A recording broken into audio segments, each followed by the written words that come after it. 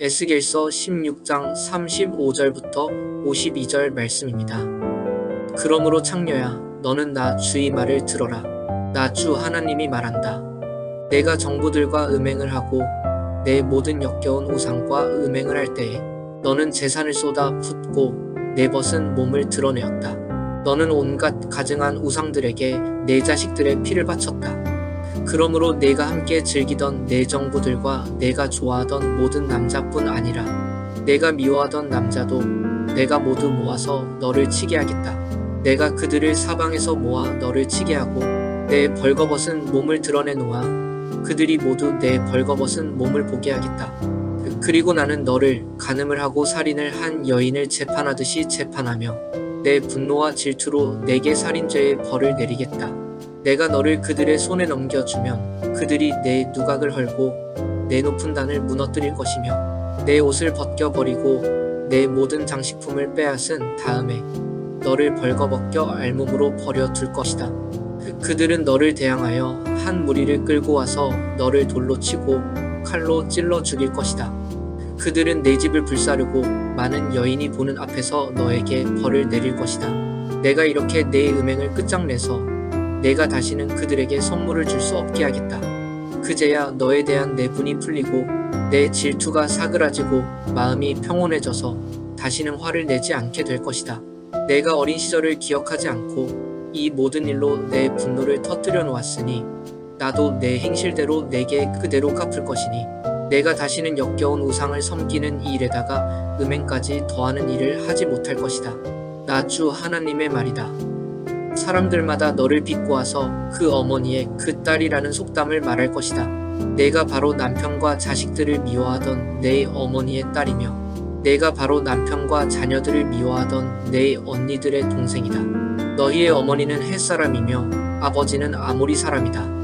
그리고 네 언니는 그 딸들을 데리고 북쪽에 사는 사마리아이고 내 동생은 딸들을 데리고 남쪽에 사는 소돔이다.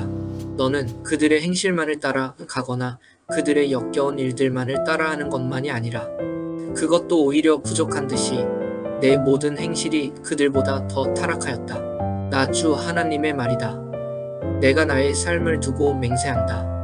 내 동생 소돔 곧 그와 그 딸들은 너와 내 딸들처럼 행동하지는 않았다. 내 동생 소돔의 죄악은 이러하다. 소돔과 그의 딸들은 교만하였다. 또 양식이 많아서 배부르고 한가하여 평안하게 살면서도 가난하고 못 사는 사람들의 손을 붙잡아 주지 않았다. 오히려 그들은 교만하였으며 내 눈 앞에서 역겨운 일을 하였다.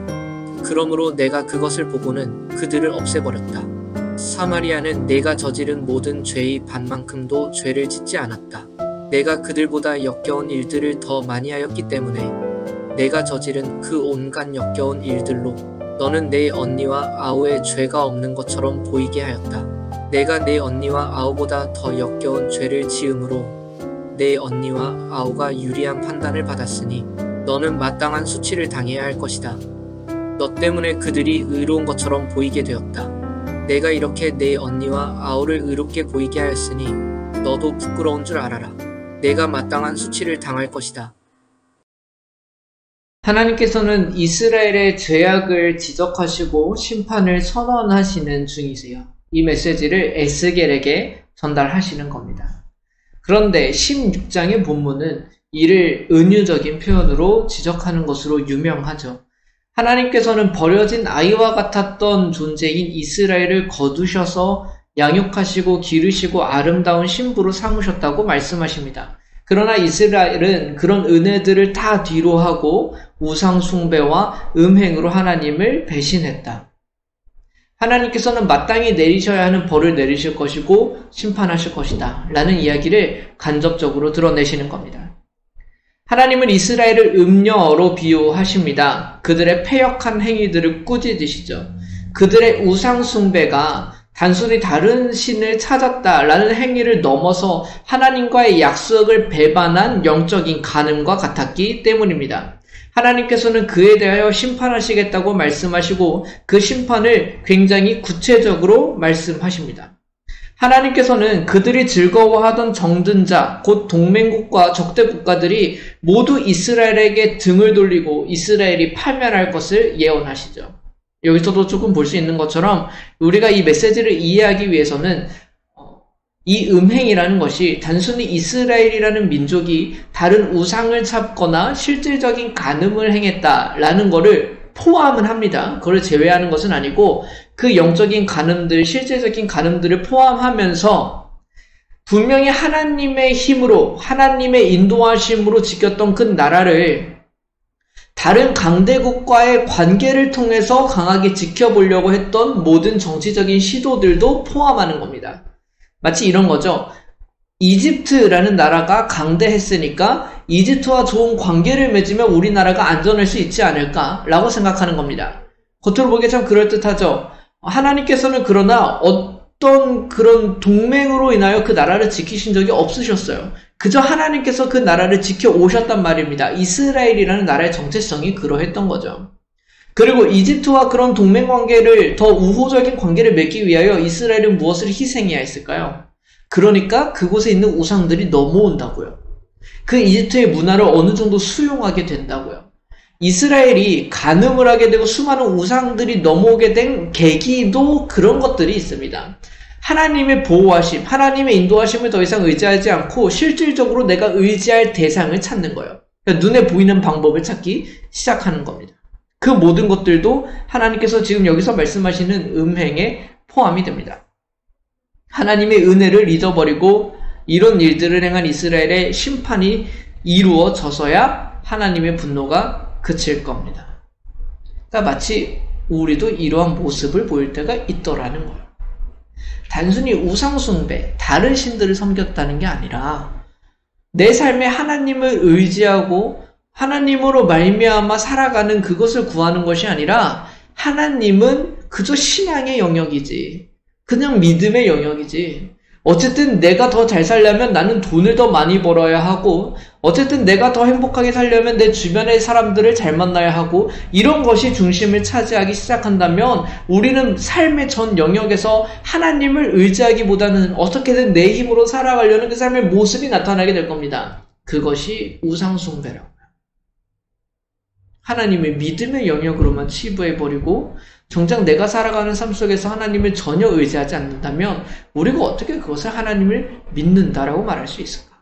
이어서 하나님께서는 이스라엘의 죄악이 얼마나 심각한지를 주변 나라들과 비교해서 분명하게 나타내십니다. 어머니가 그러하면 딸도 그러하다라는 속담을 인용하시는데 그들의 패역함이 주변 나라들과 다를 바가 없다는 거예요. 그러니까 구체적으로는 사마리아와 소돔의 경우가 이야기가 됩니다. 그러나 하나님께서는 예루살렘, 이스라엘의 행악이 이 사마리아와 소돔의 악보다 더 심각하다고 말씀하세요. 특별히 소돔의 죄악이 언급이 되는데 소돔의 죄악은 풍족한 사람들, 그러니까 풍족하게 살아가면서도 이기적인 마음으로 어떤 주변에 궁핍한 사람들도 돌보지 않았다라는 것이 언급됩니다. 그런데 이 소돔보다 이스라엘이 악했다고요. 소돔뿐만이겠습니까? 그 주변에 있었던 이방 민족들보다 악하대요. 이게 얼마나 충격적입니까? 하나님의 백성이라는 정체성을 가지고 있는 사람들, 그리고 자기 자신들도 그렇게 생각했다고요. 나는 하나님의 백성이야. 근데 살아가는 삶의 모습을 보니 어떤 겁니까? 하나님을 안 믿는 사람들보다 더 악하게 살아가는 거예요. 우리의 신앙이 때로 그럴 때가 있습니다. 전혀 본이 되지 않는 거예요. 교회를 나와서 자기 마음은 평안하고 나는 천국 간다 뭐 이런 말을 하는데 그의 삶을 되돌아보면 세상 사람들보다 이기적이고 세상 사람들보다 세상을 더 즐기며 살아가는 경우가 있는 겁니다. 그럼 그의 믿음을 어떻게 판단하고 생각할 수 있을까요? 여러분, 그런 삶이 우리의 진짜 믿음이 아닙니다. 하나님께서 이스라엘을 심판하시잖아요. 그것이 믿음이 아니기 때문에 심판하시는 겁니다. 오직 자기 자신만 그 믿음이 옳다라고 생각하는 것 뿐이겠죠. 착각하는 겁니다. 어떤 경우는 막 대단한 간증을 하는 것 같고 고백을 하는 것 같은데 결국 세상 사람들로 보기에는 전혀 본이 되지 않는 간증들도 있어요. 내가 하나님을 믿고 나니까 막 이런 돈이 생기고 이런 문제가 해결되고 나한테만 뭔가 특권이 주어진 것만 같고 뭐 하나님을 믿고 내가 뭐 어떤 대학에 들어갔다, 어떤 기업에 입사하게 됐다, 취업의 문제가 해결됐다. 여러분, 그것이 물론 그에게 어떤 뭐 감사의 제목은 될 수 있겠죠. 그러나 그런 간증을 보고 있는 안 믿는 사람들은 어떻게 볼까요? 그것이 은혜로울까요? 나도 좋은 학교 가고 취업하려면 예수님 믿어야겠다 이렇게 생각할까요? 어쩌면 저 사람은 그렇게 노력도 안 하고 공부도 안 했는데 하나님의 은혜로 제가 이럴 만한 성적이 아니었는데 그 대학에 들어왔어요. 여러분, 이것이 과연 신앙적으로도 옳은 겁니까? 그것이 정말 세상에서 보기에도 옳은 거냐고요. 여러분, 전혀 그렇지 않지 않아요? 우리가 인맥이고 뭐 혈연이고 뭐 이렇게 하는 거에 굉장히 분노하지 않습니까? 근데 우리는 정당하지 않은 방법으로 그거의 신앙이라며, 여러분, 그것이 전혀 본이 되지 않는 것이죠. 어쩌면 우리는요, 세상 사람들이 보기에도 부패한 신앙의 삶을 살아가고 있는지도 모르겠습니다. 하나님의 은혜를 잊어버리고 살아가는 이스라엘 백성들. 이미 하나님이 다 보호하셔서 살아왔는데 그 보호를 다 잊어버리고 이제는 내 멋대로 내 힘으로 살아보겠다고 하는 이스라엘 백성. 본인 입으로는 하나님의 백성이라고 하는데 다른 세상 사람들보다 더 악하게 살아가고 더 음란하게 살아가는 사람들. 우리 이스라엘임을 주님께서는 분명하게 드러내십니다. 이 말씀이 우리 앞에 비춰졌을 때에 우리는 이 이스라엘과 같은 선택을 하지 않게 되기를 소망합니다. 하나님은 예전에도 함께 하셨다면 지금도 함께 하시고 앞으로도 함께 하실 겁니다. 우리가 다른 어떤 것을 의지할 이유가 되지 않습니다. 하나님께서는 분명히 믿음, 또 말씀을 통하여 어떤 것이 믿음의 삶인지 보여주셨습니다. 특별히 예수님의 산상수훈이 대표적이겠죠. 우리의 삶이 어떤지를 감감히 다시 묵상해 보십시오. 그것이 세상 사람들보다 더 욕심내고 세상 사람들보다 더 자유롭고 싶어하고 세상 사람들보다 더 자기 이익을 챙기는 모습이 과연 예수님께서 우리에게 가르치시던 그 모습이었는지, 나의 모습이 어쩌면 믿음 얘기는 하지만 잘못된 믿음으로 오염되지는 않는지 한번 돌아볼 필요가 있겠습니다. 잠시 함께 기도하겠습니다. 하나님 아버지, 계속해서 우리가 보게 되는 것은 스스로를 하나님의 백성이라고 칭하면서 전혀 그와 어울리지 않는 삶을 살아갔던 이스라엘 백성들을 봅니다. 주님, 저희들은 어떠한지, 스스로를 그리스도인이라고 정립하며 살아가는 우리의 삶 가운데 참으로 하나님을 의지하는 삶이 나타나는가? 참으로 예수님을 따르는 그 열매들이 나타나는가? 마음에만 머무는 믿음이 아니라 우리의 행동, 말, 삶을 통하여 나타나는 증거들은 있는 것인가? 주님, 이것을 잠잠히 돌아보고 스스로를 바라볼 수 있는 지혜와 냉철함을 허락하여 주셔서 스스로도 속이는 거짓된 모습으로 살아가는 것이 아니라 하나님과 이웃 앞에 참된 믿음의 모습으로 살아갈 수 있는 우리 모두가 되게 하여 주시옵소서. 주께서 그 은혜를 우리에게 베풀어 주시기를 소망하며 예수 그리스도의 이름으로 기도드립니다. 아멘.